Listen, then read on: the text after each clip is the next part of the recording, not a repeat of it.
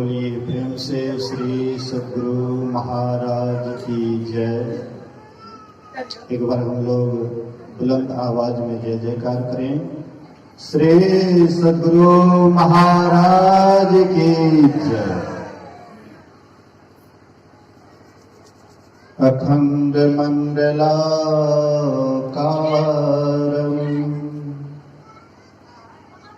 व्याप्तं येन चराचरम् तत्पदं दर्शितं येन तस्मै श्री गुरुवे नमः। धन्य धन्य सद्गुरु सुखद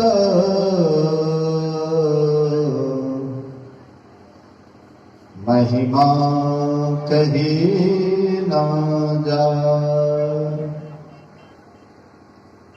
जो कुछ कहो तुम्हारी कृपा मौके कछु न बसाए।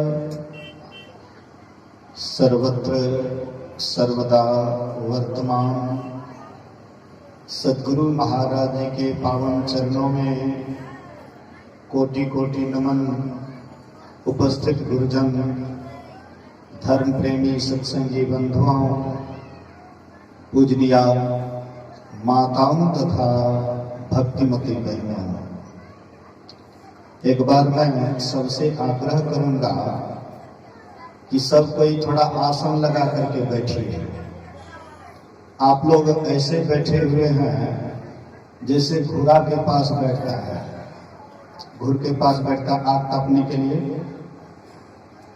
आसन मार करके बैठिए। आसन लगाने से शरीर आपका स्वस्थ रहता है और शरीर स्वस्थ रहेगा तभी आप परमात्मा की भक्ति कर पाएंगे। मैं जैसे बैठा हूं देखिए, बाएं पैर नीचे, दाहिने पैर ऊपर। देखिए तो मैं कैसे बैठा हूं, बायां पैर नीचे और दाहिना पैर ऊपर। आसन मार करके शरीर को सीधा करके 90 डिग्री का कोण बना करके सब आदमी बैठे हैं। बाबा देवी साहब कहते थे, जब बैठे चूत तब निकले सूत। जब तक ये चित्तर जमीन से बढ़िया से नहीं बैठेंगे तब तक आपके अंदर वाला सूत अर्थात दसम द्वार को आप नहीं जान सकते हैं। और दसम द्वार को नहीं जानिएगा तो कितनों आप भजन सुन लीजिए तैयो गज्जन नहीं होगा। 84 का गज्जन तैयो सहना पड़ेगा। लेकिन अगर आप 84 से बचना चाहते हैं तो आपको दसम द्वार का पता लगाना पड़ेगा। और वह पता लगाने के लिए आपको आसन से बैठना चाहिए। इसका नाम है सुखासन। ये जो हम आसन से बैठे हुए हैं इसका नाम है सुखासन। बायां पैर नीचे, दाहिना पैर ऊपर, बायां हाथ नीचे, दाहिना हाथ ऊपर। इस तरह से भगवान कृष्ण भी गीता ज्ञान में बतलाए हैं बैठने के लिए। छठा अध्याय भगवान कृष्ण का यही ज्ञान दिए हैं कि कैसे बैठना चाहिए, कहाँ बैठना चाहिए, किस तरह का आसन हो, किस तरह का जगह हो। अगर आप आसन सिद्धि को प्राप्त करना चाहते हैं तो आपको एक आसन से देर तक बैठना पड़ेगा। इसलिए लगभग आप लोग सही हो गए होंगे। अभी भी देखते हैं कि कई माताजी पलथिए मार करके बैठे हैं। मैं जो बतलाया वो काम नहीं किए। ऐसे ही एक पैर इधर या एक पैर इधर ही हुआ पलथी मार करके। अब बायां पैर नीचे, ये पैर को देखिए ना, ये ऊपर से डाल दिए, ऐसे उठा करके इस पर डाल दिए। इसका नाम है सुखासन। इस आसन से बैठिए, बहुत लाभ होगा। एक बार हम सब आदमी जय जयकार बुलंद आवाज में करें। बोलिए श्री सद्गुरु महाराज की। हम आप बहुत देर से नवधा भक्ति के संबंध में बहुत बात सुन चुके हैं। कहने के लिए शायद कमी नहीं हुआ है, लेकिन करने में कमी है। हम बहुत बात सुन लें, केवल सुन करके ही वहीं पर छोड़ दें, तो शायद जो लाभ होना चाहिए वह लाभ से आप वंचित हो जाएंगे। इसीलिए सुना जाता है करने के लिए, किया जाता है पाने के लिए, और जब पा लीजिएगा तब आप और ईश्वर में कोई अंतर नहीं रहेगा। इसीलिए करने की आवश्यकता है। मैं पहले 7-8 वर्ष तक अपना सारा सामान रखता था और भ्रमण मंडली चलाता था। बाजा गाजा गायक वादक सब साथ में रहते थे और एक एक जगह 20, 25, 50 ऐसे लोग दीक्षा लेते थे और जहां भी डेरा डालते थे 7 रोज तक वही ब्रह्म ज्ञान की चर्चा करते थे। ज्यादा गाना बजाना भी नहीं होता था, क्योंकि खुराक के मुताबिक अगर आपको दवा दी जाती है तो रोग आपका ठीक हो जाता है। अब खुराक से जब ज्यादा ले लीजिएगा, किसी को कमजोरी है और डॉक्टर के पास गए, उसको विटामिन सी लिख दिए, आए बोतल खोल करके एक बोतल धड़का लिए, क्या होगा जानते हैं? पेट गड़बड़ हो जाएगा, पचेगा नहीं, ताकत आने के बदले ताकत और चला ही जाएगा। पेट खराब हो गया तो सारा दवाई ऐसे ही निकल जाएगा। ऐसे ही कुछ भी ज्यादा लेने से वह आपको फायदा नहीं, हानि करेगी। इसलिए मतलब 7-8 वर्ष तक यह सेवा किए और उसमें 5 समय ध्यान रखते थे और 3 समय सत्संग करते थे। एकदम टाइमली होता था। लेकिन वह भ्रमण मंडली जब से छूटा तब से खाली बकबक भी होता है। ऐसे यहाँ जाओ वहां जाओ, यहाँ प्रोग्राम वहां प्रोग्राम। अभी आप देख रहे हैं मेरे पास में 5 बजे के बाद माइक आया है। अब 6 बजे से कम ध्यान करना चाहिए, संध्या वंदन करनी चाहिए। लेकिन हम लोगों को कोई टेंशन नहीं है। जब सबको टेंशन नहीं है तो हम अकेले कितना टेंशन लेंगे। इसलिए जो गति तेरा सो गति मेरा, रमा हो रामा। ध्यान को हम छोड़ रहे हैं। सबरी कौन काम करके इतना महान हुई? यही यहां पर हमारे पंकज जी एक नवयुवक हैं, मेरे पास आकर के बोले, बाबा यहाँ के लोग ज्यादा प्रवचन के इच्छुक नहीं हैं, 10 मिनट पर एक भजन होना चाहिए, 10 मिनट पर एक भजन होना चाहिए। मैं भी सोच में पड़ गया, ये क्या बात हुई। सुबह में कुप्पा घाट के बाबा आए तो सिस्टम से सत्संग चला, अभी वे चले गए तो हम लोग बेमत हो गए, मनमत हो गए, जो मन में वही करने लग जाता है। अरे भैया, जो आपको पसंद होता है वही अगर आपको दिया जाए। रोगी जाएंगे डॉक्टर के पास और डॉक्टर से कहेंगे हमको फलना दवाई दीजिए, इसी से मेरा रोग ठीक हो जाएगा। इसका मतलब है कि डॉक्टर पर आपको विश्वास नहीं है, और जब डॉक्टर पर आपको विश्वास नहीं होगा तो रोग कभी भी दूर होगा। अरे हम आपसे ज्यादा डॉक्टर जानते हैं, डॉक्टर के पास जाते हैं तो आप उनके पास वे जो दवाई बतलाते हैं उस दवाई को अगर आप सेवन करेंगे नियमित रूप से, आपका पूरा रोग दूर हो जाएगा। इसलिए गोस्वामी जी कहते हैं, सचिव वैद गुरु 3 जो प्रिय बोलहि भय आस, राग धर्म तन 3 जो वेद के पावही नास। सचिव अर्थात मंत्री अगर राजा को जो बात अच्छी लगती है वही बात बोले मुंह पर, वही बात बोले कि राजा जिससे खुश हो जाएगा। रावण का भी मंत्री इसी तरह का था, जो रावण को अच्छा लगता था मंत्री भी उनके मन सुहाने वाली बात कहते थे। लेकिन क्या नतीजा क्या हुआ जाने? रहा नकुल को रोवन हारा। रावण के खानदान में कोई एक दीपक जलाने वाला नहीं हुआ। 1 लाख पूत 1.25 लाख नाती, अता रावण घर दिया न बाती। कोई करे महल कोई करे टाटी, उड़ जाए हंस पड़ी रहे माटी। तो मन को भाने वाली बात, जो राजा को अच्छा लगे, लेकिन सुविचार सुंदर विचार देने वाले मंत्री कम होते हैं। चापलूसी करने वाले जो मंत्री होते हैं तो उस राजा का सत्यानाश कर देता है। सचिव वैद्य, दूसरे होते हैं वैद्य।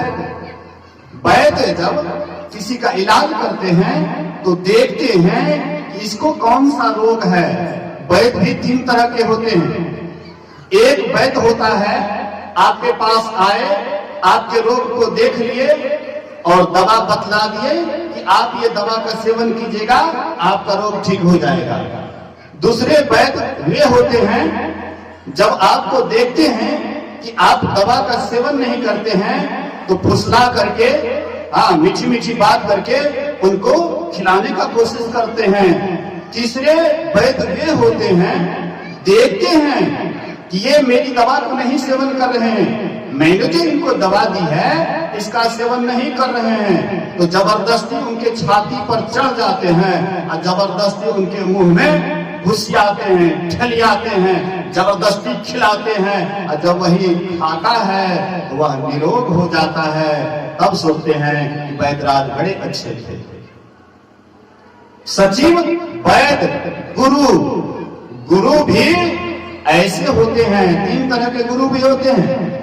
एक केवल मीठी मीठी बात बोल करके आपके मन को बहलाएंगे, मीठी मीठी बात कह करके कि जिससे आप प्रसन्न हो जाए, खुश हो जाए, वही करेंगे। दूसरे गुरु वे होते हैं, देखते हैं कि इनको क्या आवश्यकता है, क्या देना चाहिए, ले रहा है कि नहीं ले रहा है, लेता है तो भी ठीक, नहीं लेता है तो भी ठीक। लेकिन तीसरे गुरु जो होते हैं वे जबरदस्ती वही चीज देते हैं जिससे आपका भव चक्र रूपी रोग सदा के लिए दूर हो जाए।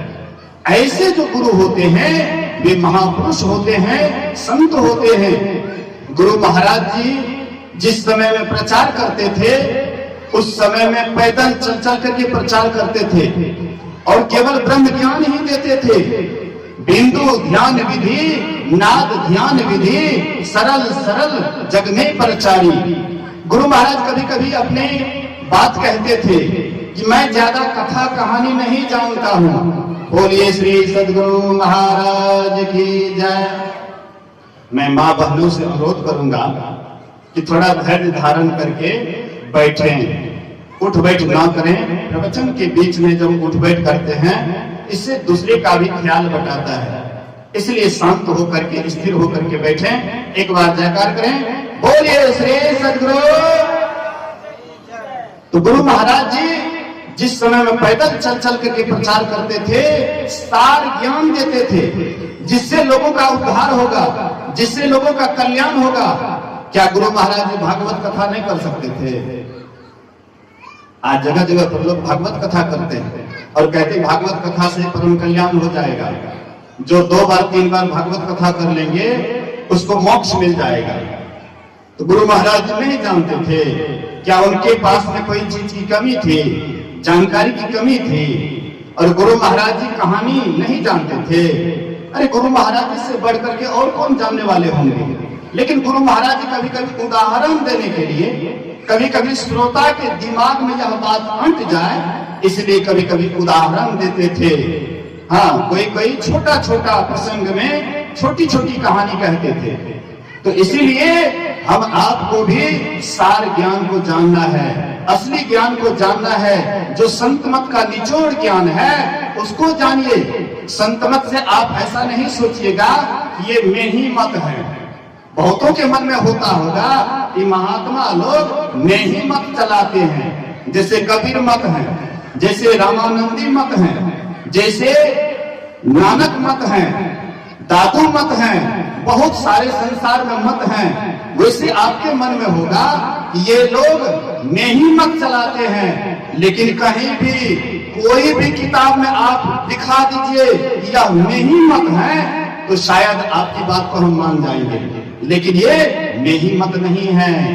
गुरु महाराज जी ये संत मत के ज्ञान का प्रचार किए, अपने नाम का प्रचार नहीं किए। जो कबीर साहब बोले वही बात गुरु महाराज बोले, जो गुरु नानक देव बोले वही बात गुरु महाराज जी बोले, जो दादू साहब बोले वही बात गुरु महाराज बोले। मतलब जितने भी संत महापुरुष हुए, जो सद्ज्ञान दिए जिससे आपका परम कल्याण होगा, वही ज्ञान वही बात गुरु महाराज जी बोले। गुरु महाराज जी कहते हैं जीव उद्धार का द्वार पुकार कहा, घट भीतर ही सत संतों ने। जीव के उद्धार का द्वार, जीव के कल्याण का मार्ग कहाँ है? कहते इस शरीर के अंदर में है, घट भीतर ही सत संतों ने। संस्कृति संताप से कांप रहे, भव घोर भ्रमत जीव हाँप रहे, इन्हें ढाढ़स दे समझाए कहे, गुरु नाम सुमर सत्संतों ने। इसलिए संतों ने आपका जिससे कल्याण होगा वही बात संत महापुरुष बतलाते हैं। लेकिन हम आप क्या सोचते हैं कि संत महात्मा की वाणी नीरस होती है और इधर सरस सुनना चाहते हैं, रस भरी रस मंजरी सुनना चाहते हैं। लेकिन संत महापुरुष कहते हैं जब तक सरस में रहोगे तब तक विषय में रहोगे। 5 विषय है, रूप, रस, गंध, स्पर्श, शब्द, और इसी में हम आप खोजते रहते हैं। सत्संग में भी आते हैं तो यही 5 विषय खोजते हैं, निर्विषय की बात नहीं सुनना चाहते हैं। कबीर का गाया गाय गजब का धक्का पाए, कबीर के बानी बूझे तो तीनों लोक सूझे। खाली उसके गाया हुआ पर गाइएगा और धक्का खाइएगा, जमराज का धक्का खाइएगा, आपका कल्याण नहीं होगा। लेकिन जो कबीर साहब बोले हैं, जो ज्ञान दिए हैं, उस ज्ञान के अनुकूल जो चलेंगे उसका ही परम कल्याण होगा। इसलिए महापुरुष की बात को सुनिए। अभी हम आप सुन रहे थे मां सबरी के संबंध में, सुन रहे थे कि मां सबरी पूर्व जन्म में खिखिरनी थी। खिखिरनी हम लोग जानते हैं, जो पुराने लोग हैं वो जानते हैं, और जो 15-20 साल के होंगे वो नहीं जानते होंगे। 15-20 साल पहले खिखिर और खिखिरनी होते थे और वह बाद में बिल बना करके रहते थे। वही खिखिरनी शरीर में ये सबरी थी। और साधु महात्मा महापुरुषों का सत्संग हुआ था, संतों का सत्संग हुआ था, और वे जूठन जो बाहर में गड्ढा में फेंके, वह जाकर के उस जूठन को खाई।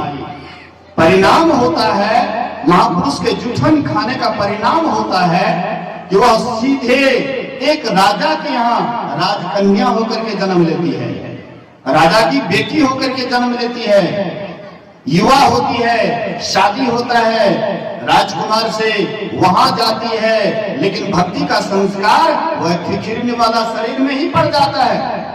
लेकिन वहां पर भी जाने के बाद साधु संतों का संग खोजती थी, महापुरुषों का संग खोजती थी। इसलिए मीराबाई कहती है ऐसी लागी लगन मीरा हो गई मगन, वो तो गली गली हरि गुन गाने लगी, ऐसी लागी लगन। इसके बाद बैठी संतों के पास रंगी मोहन के रंग, बैठी संतों के पास बैठ रंगी मोहन के रंग, मीरा रानी दीवानी कहानी लगी, ऐसी लागी लगन मीरा हो गई मगन, वो तो गली गली हरि गुन गाने लगी।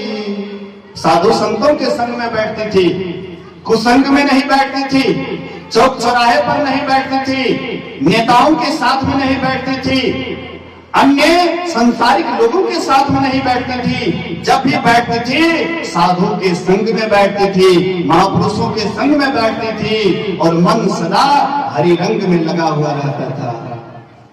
श्याम पिया मोरी रंग दे चुनरिया, रंग दे चुनरिया चुनरिया चुनरिया चुनरिया चुनरिया चुनरिया चुनरिया, रंग दे चुनरिया। श्याम पिया मोरी रंग दे चुनरिया। मीराबाई कहती है, हे श्याम, हे मेरे पति, हे मेरे परम पति, मेरे चादर को रंग दो। कौन सा चादर? मनरूपी चादर। श्याम पिया मोरी रंग दे चुनरिया। कहते हैं लाल न रंगाऊं मैं, हरा न रंगाऊं, अपने ही रंग में रंग दे चुनरिया। कहते हैं लाल रंग एक न एक दिन फीका पड़ जाएगा और हरा रंग भी एक दिन फीका पड़ जाएगा, लेकिन आपका जो असली रंग है वह रंग कभी फीका नहीं पड़ेगा। तीनों समय, वर्तमान, भविष्य, भूत, भविष्य, वर्तमान, तीनों काल में कभी भी फीका नहीं पड़ेगा। इसलिए हे श्याम, मेरे इस मन रूपी चादर को रंग दो।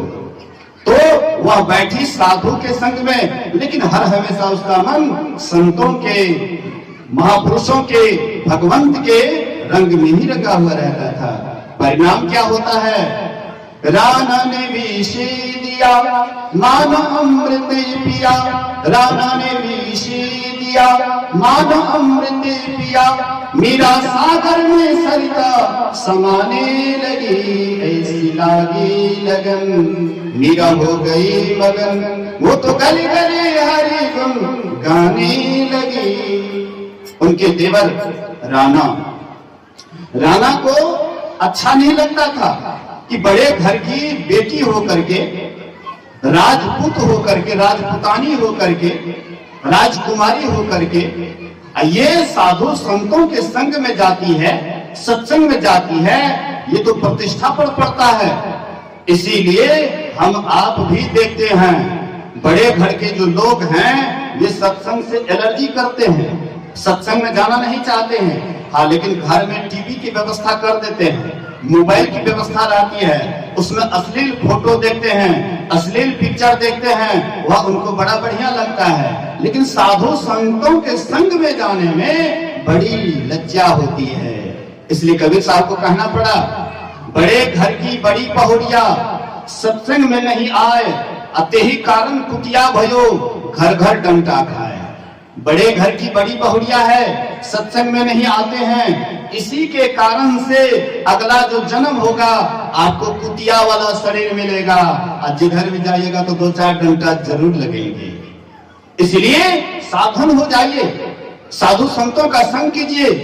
तो मां सबरी भी तरसती थी साधु संग करने के लिए, नहीं मिलता था। संजोग से एक सिद्ध महापुरुष आ गए, उनकी सेवा किए, वे आशीर्वाद कहते हैं कि आशीर्वाद मांगो, हमसे कुछ आशीर्वाद मांग लो, वरदान मांग लो।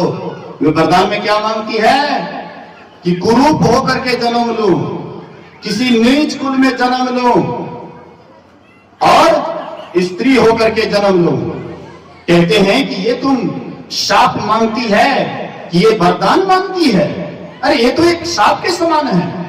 कुरूप होकर के जन्म लेना, उसमें भी नीच कुल में जन्म लेना, नीच जाति में जन्म लेना, ये तो शाप है, ये तो आशीर्वाद नहीं है। बोले कि बाबा, रूपवती होने के ही कारण, बड़े कुल में जन्म लेने के ही कारण आज हमें साधु संतों का संग नहीं मिल रहा है, साधु सेवा करने का मौका नहीं मिल रहा है, ध्यान सत्संग करने का मौका नहीं मिल रहा है। इसलिए बाबा, जब कुरूप होकर के जन्म लूंगी, नीच कुल में जन्म लूंगी, कुरूपा होकर के जन्म लूंगी, तो शायद मेरे तरफ लोग झांकेंगे नहीं, मेरे रूप के तरफ आकर्षित नहीं होंगे। इसलिए मुझे यही वरदान चाहिए। महात्मा कहते एक मस्तु वही होता है, उसका जब शरीर छूटा तो एक भील के यहाँ, मुसहर के यहाँ कुरूप होकर के जन्म लेती है, और जब शादी योग्य हो जाती है, युवा हो जाती है, तो चाहे पुत्री जैसे भी हो, रूपवती हो कि कुरूपवती हो, लेकिन माता पिता को चिंता हो जाती है। तो उनके माँ बाप को भी चिंता हो जाती है। कोई लड़का को रातों रात लाए, उनसे शादी कर दिए, और सुबह में लेकर जा रहे थे तो रास्ते में उसका जब घूंघट हट जाता है चेहरा पर से कपड़ा हट जाता है तो देखते हैं कि अरे ये तो चुड़ैल है, ये तो भूतनी है, ये भूतनी को ले जाकर के क्या करूंगा, बच्चे लोग डरेंगे। उसको वहीं पर छोड़ दिए। मां सबरी भी मन में सोच रही थी कि जिस कारण से हम महात्मा से वरदान लिए, लेकिन फिर तो मैं बंधन की ओर ही जा रही हूं, तो इससे मैं भी स्वतंत्र ढंग से भक्ति नहीं कर पाऊंगी। मन मन सोच रहे थे।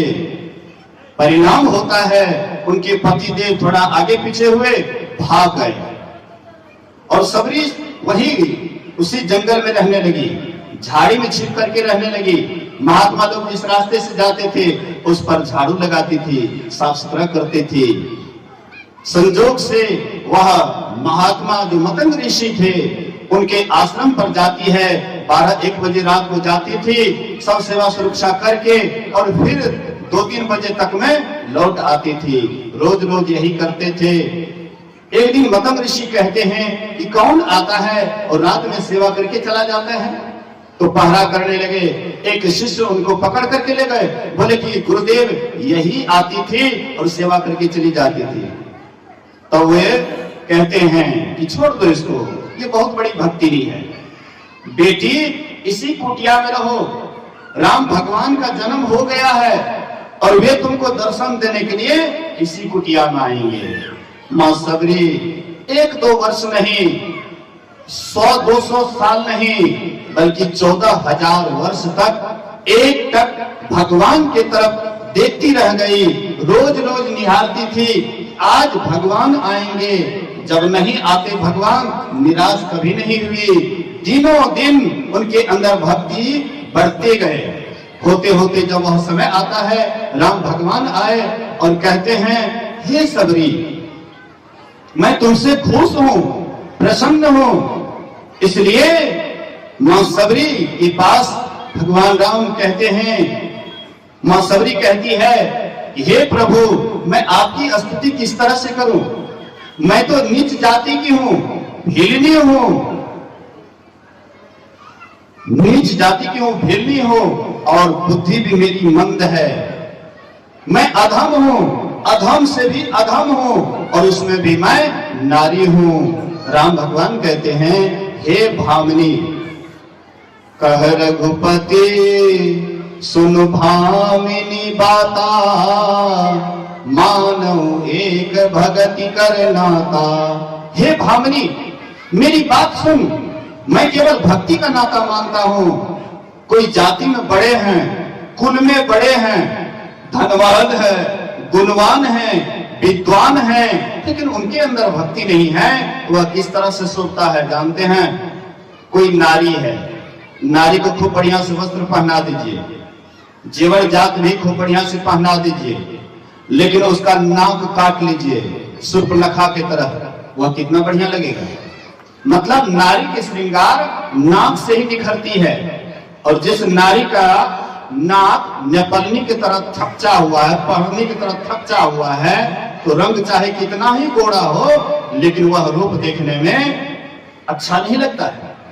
इसलिए कहते वैसे ही आपके पास में सब कुछ है, लेकिन परमात्मा की भक्ति नहीं है, तो आप भी नाक कटी नारी के समान हैं। फिर राम भगवान कहते हैं कि मैं तुमसे 9 प्रकार की भक्ति कहता हूं, सावधान होकर के सुन और मन में धारण कर। प्रथम भक्ति क्या है? संतों का संग। जहां भी सत्संग होता है, महापुरुषों का आगमन होता है, वहां तुम निश्चित रूप से जाओ। और जहां पर साधु का संग करने जाएंगे तो वहां पर कथा प्रसंग जरूर मिलेगा, ब्रह्म ज्ञान जरूर मिलेगा। और वह ज्ञान को अगर हम आप बढ़िया से सुनेंगे, यही आपकी दूसरी भक्ति हो जाएगी। प्रथम भक्ति संतों का संग, और दूसरी भक्ति कथा की चर्चा में प्रेम। तीसरी भक्ति अमान होकर के गुरु के चरण कमलों की सेवा करनी है। बोलिए श्री सद्गुरु महाराज की। थोड़ी देर शांति होकर के बैठे। मैंने पहले कह दिया कि उठ बैठ नहीं करना है, थोड़ी देर के लिए। उसके बाद और संप्रदाय में देखिएगा सत्संग जो होता है, अब कोई उधर जाता है चाय पीने के लिए भी, कोई खैनी भी लगाता है, कोई और काम भी करते हैं, लेकिन संत मत का सत्संग अनुशासन के साथ होता है। इसीलिए लोग इसमें आने में डरते हैं, सोचते हैं कि इसमें जाएंगे ना तो पहले ही 5 पाप छोड़ना पड़ेगा, इसलिए बड़ा कठिन है। आप अपने बच्चे को ऐसे स्कूल में भर्ती करते हैं जहां पर अच्छी पढ़ाई होती है, जहां पर शिक्षक अनुशासन में रखते हैं, तो वहां पर जब आप अपने बच्चे को पढ़ाते हैं तो वह बच्चा कुछ करके दिखाता है। ऐसे ही संतमत का सत्संग है, अनुशासन के साथ होता है, कुछ ही देर हो लेकिन सब कोई सावधान होकर के सुनते हैं, इसलिए आप लोग भी सावधान होकर के सुने। तो कहते हैं तीसरी भक्ति क्या है? गुरु के चरण कमलों की सेवा करनी, लेकिन अमान होकर के, मान रहित होकर के। कबीर साहब फटकारते हैं, अहं अग्नि हृदय जरे, गुरु से चाहे मान, तिनको जो न्योता दिया हो हमरे मेहमान। जो गुरु के पास जाते हैं और मान चाहते हैं, सम्मान चाहते हैं, स्वागत चाहते हैं, तो कबीर साहब कहते हैं तुम यमराज का मेहमान हो। मेहमान का निमंत्रण, पहले मेहमान को निमंत्रण देते हैं और जब मेहमान जाते हैं तो वहां पर यमराज उसकी सेवा करते हैं। कौन सी से सेवा करते हैं? मुंगरी न मारत प्राण निकासत, विकल होई शरीर अब करो रे मन वादिन की तदवीर। अर्थात यमराज से बचना चाहते हैं तो अमान होकर के गुरु चरणों की सेवा करनी है। चौथी भक्ति मम गुणगन कराई कपट जी गान, मेरा गुणगान करो, कपट त्याग करके गद में हो या पद में हो मेरा गुणगान करो, यही आपकी चौथी भक्ति हो जाएगी। पांचवी भक्ति मंत्र जाप मम दृढ़ विश्वासा, पंचम भजन सुवेद प्रकाशा। पांचवी भक्ति है मेरे मंत्र जो दिया गया है, गुरु के द्वारा जो मंत्र मिला है, पूरे विश्वास के साथ, पूरी निष्ठा के साथ अगर आप उसको जपते हैं, अगर आप उसको बराबर जपते रहते हैं, तो कहते हैं यही पांचवी भक्ति वेद में प्रसिद्ध है। छठतम शील विरति बहु कर्मा, निरत निरंतर सज्जन धर्मा। 5 भक्ति तक लोग प्रायः समझ जाते हैं और कुछ कुछ करते भी हैं, लेकिन छठी भक्ति में लोग जल्दी इसको समझ नहीं पाते। छठी भक्ति क्या है? इंद्रियों का दमन करना, इंद्रियों को विषयों की तरफ से जाने के लिए रोकना। जैसे अभी हम आप बिजली का लाभ ले रहे हैं, बिजली जो इधर हर जगह आया है, माइक में बिजली है तो ये भी आवाज देने का काम करते हैं, बल्ब में बिजली है तो वह रोशनी देते हैं। ऐसे ही जहां पर मेन स्विच है अगर उसको ऑफ कर दीजिए तो इधर जितना भी यंत्र है सब ठप पड़ जाएगा। इसी तरह से हमारे पास भी एक जगह है जहां पर चेतन आत्मा का वासा है। कबीर साहब कहते हैं इस तन में मन कहां बसत है, निकस जाए के ही छोड़, गुरुगम है तो परखी ले, नातर कर गुरु और। कहते हैं इस तन में मन का कहां वासा है।